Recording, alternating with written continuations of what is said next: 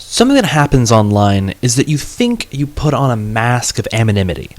Now, you think this mask will protect you, and you think this because that person can't see you. Now, in some ways, this mask does protect you and allows you to say what you're thinking more clearly. Now, at the same time, that's a double-edged sword.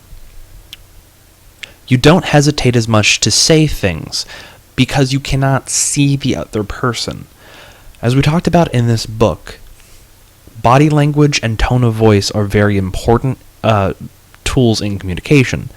That being said, since text does not convey tone very well, and obviously you cannot read body language while someone is texting you or communicating with you online, you can't see that. Because of that, you're more likely to say what you mean without hesitating as much. So you're going to say something without thinking about it. Now, that goes both ways.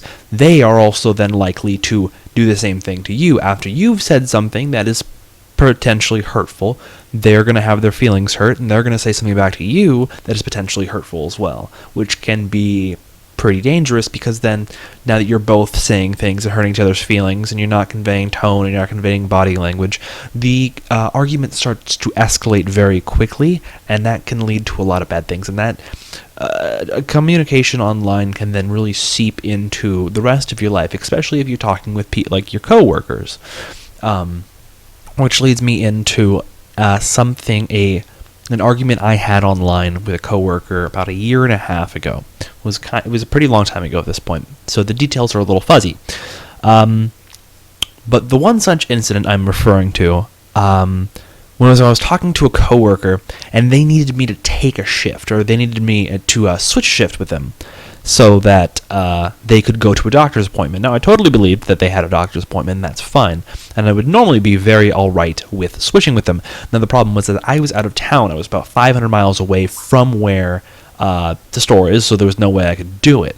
Now, I told them this very clearly, very concisely, but they asked me again, like, dude, come on. Really, can you please take it from me? I'm trying to reason with me, like I'm lying to them, which I didn't appreciate. I don't like when people assume I'm lying to them. Eventually, though, I just kept telling them, I can't do it. They offered me money. They said, I'll give you $20 and I'll owe you a favor if you do this for me. I really need to go to the doctor. It's important.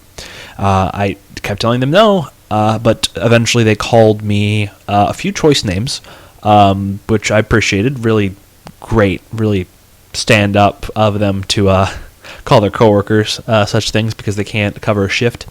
From there, they went on to find someone else to cover the shift for me. I tried to handle it by being clear and concise. I tried to say, here is what I can do, here is what you want to do.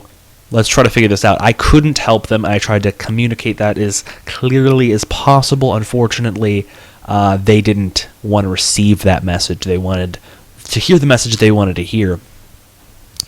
They were obviously upset about something else, probably, to go off on me like that, but I didn't check. The conversation was ended very quickly. That is one thing about online conversations, is that when one person decides to end the conversation, it's like a phone call. It's not like in real life. I can't just be like, hold on, wait, come back, let's talk about this.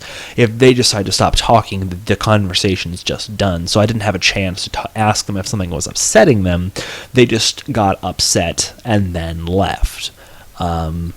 So hopefully in the future with other people, in other situations, I'll be able to use the same technique to maybe dispel the tension and things can work out better. But in this case, it just didn't.